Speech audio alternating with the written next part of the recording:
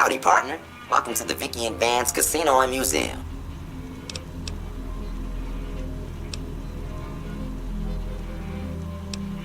Where have you been, partner? Hiding under a rock? Vicky and Vance were this nation's fourth or maybe fifth most infamous celebrity outlaw couple ever. That's who they was. Prim Slim here can tell you the whole story, if you can spare a minute to hear the tale. Yahoo! I ain't had a chance to tell their tale in a mess of years. First things first, any boss you've heard about Vicky and Vance being copycats ain't nothing but ill-tempered slander. Fact is, they begun their crime spree 2 days before Bonnie and Clyde robbed their first bank. So who was copying who? Now true, Vicky and Vance didn't exactly cut a wide swath of murder and bank robbery across the central US like Bonnie and Clyde did. It was more like a narrow swath of shoplifting, check cashing fraud, and gas pump drive-offs. But crime is crime. They drove reckless too. Having lived by the gun, well, Vance owned one anyway, it was only fitting that the duo of desperados would die by the gun. Perhaps it was fate itself that accidentally drove them into a crossfire between police and a gang of bank robbers in Plano, Texas. Or maybe they just didn't notice until it was too late. It's been said that Vicky would have tried to cash a bad check in that bank, had she lived. We'll never know for sure. All we know is that the crossfire tore the car and both occupants to pieces, and the police issued an official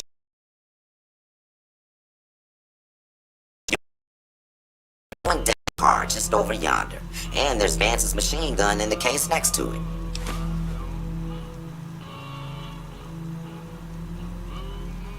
Happy trails, partner.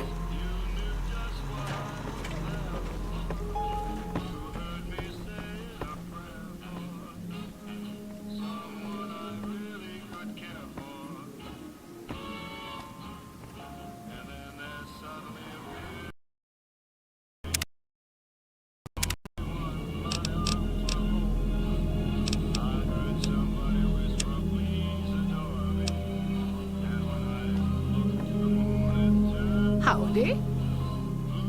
Hello there. What brings you to Prim? I'm Ruby Nash. Pleased to make your acquaintance.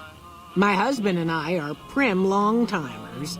He fancies himself a trader, and I know my way around a kitchen.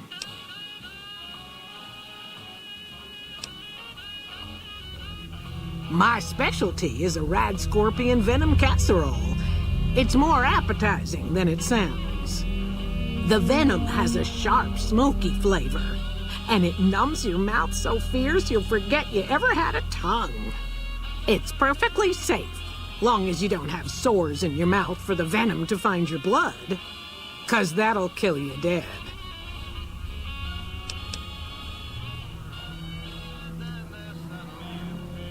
Does sound good, don't it? How many rad scorpion glands you got? Guess you'll be needing to find some, huh? Come back when you do. My mother taught me never to say something unless it was nice. So I don't have nothing to say about Prim, for the time being at least. It's a sad state of affairs. Discuss it with Mr. Nash if you care to. Just makes me want to cry. Goodbye.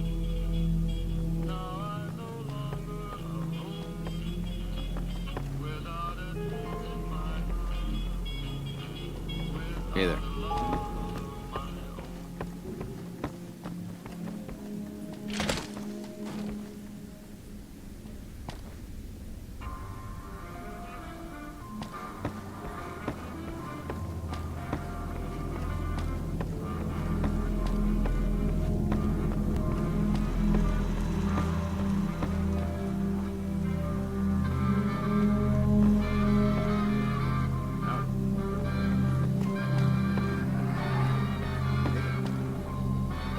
Howdy. Before the powder gangers came to town, Johnson Nash ran the local store in the Mojave Express station.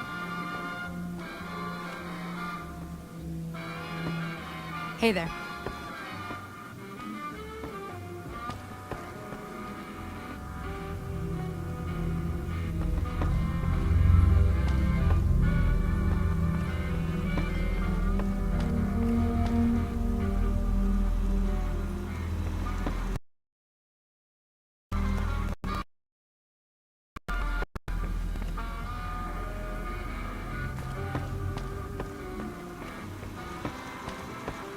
Hey there.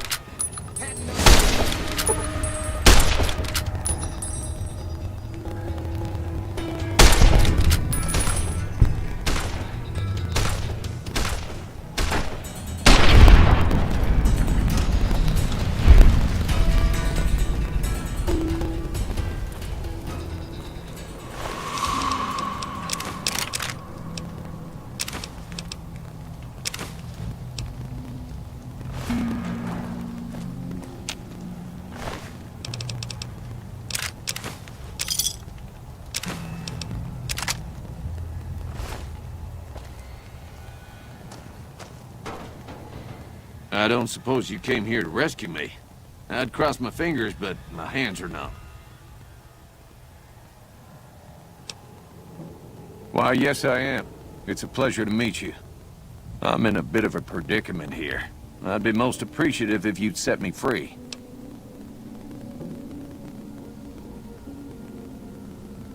Indeed I do, good sir. And I would be thrilled to share that information with you as soon as I am released from captivity.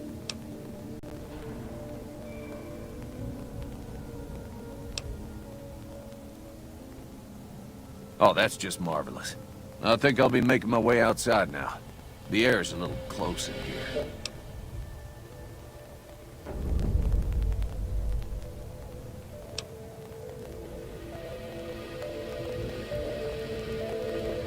Oh, that's so gracious of you to offer to bodyguard me like that. But I'd only slow you down. See you outside.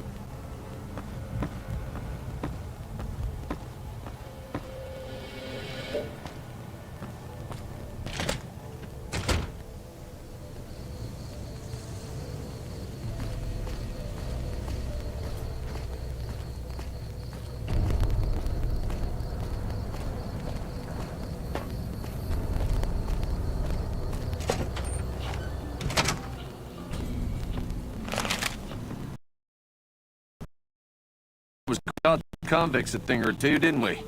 Breaking myself out of a hostage situation. Not to diminish your role in it, of course, but it was quite thrilling. Problem is, there's still no law in Primm. What are we to do the next time ruffians menace us and hold us hostage?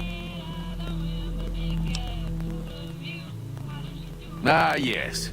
My memory is much clearer now that I'm free from my bondage. I was performing recon, gathering information on some of the powder gangers, when some great cons arrived with your friend in the suit. They were talking about some delivery they took from a courier. I assume that was you? They said they'd be heading through Nipton to Novak to meet a contact there.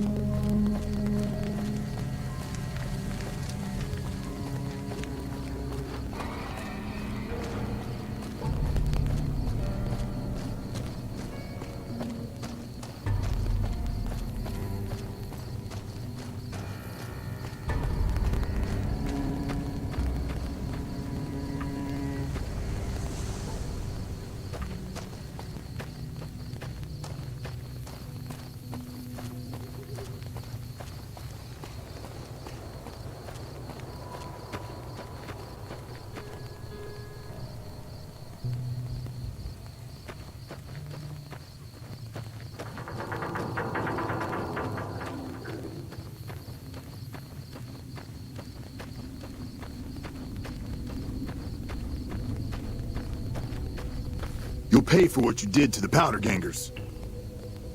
You'll pay for what you did to the powder gangers.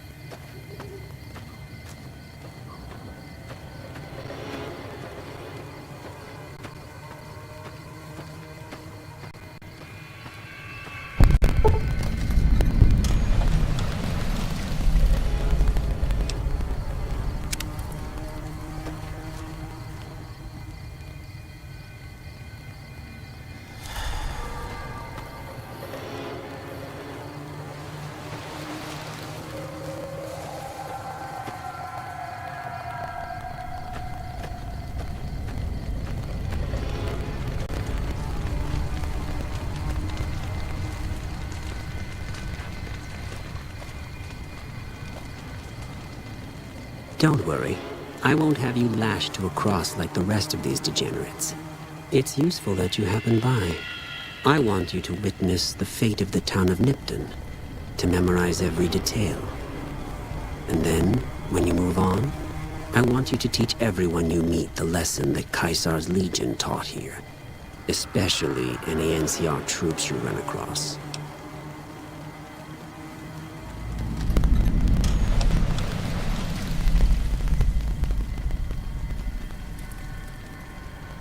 Where to begin?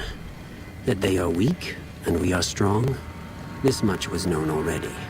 But the depths of their moral sickness, their dissolution, Nipton serves as the perfect object lesson.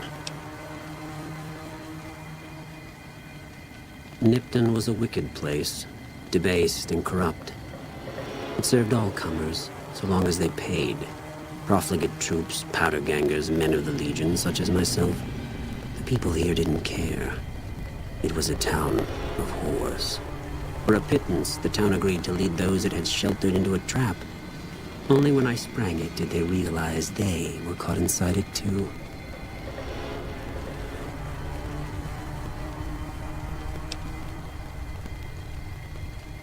Yes, and herded them to the center of town. I told them their sins, the foremost being disloyalty. I told them that when legionaries are disloyal, some are punished, the others made to watch. And I announced the lottery. Each clutched his ticket, hoping it would set him free. Each did nothing, even when loved ones were dragged away to be killed. Ha! Innocent. Hardly. Cowardly, though. They outnumbered us, yet not once did they try to resist. They stood and watched as their fellows were butchered, crucified, and burned. One by one, they stood and hoped their turn would not come. Each cared only for himself. As are all crimes, if you feel strongly about it, attack us, and soon you won't feel a thing.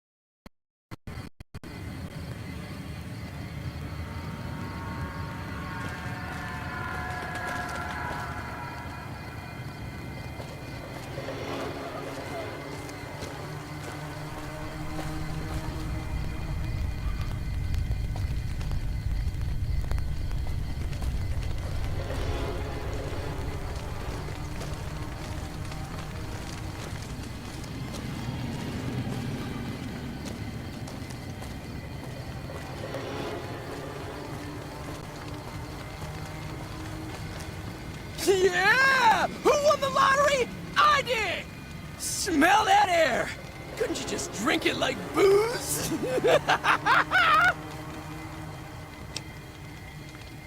Are you kidding?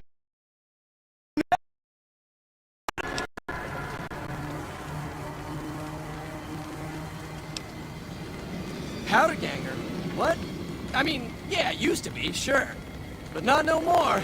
Powder Gang is small time, man. I'm a winner! I won the motherfucking lottery!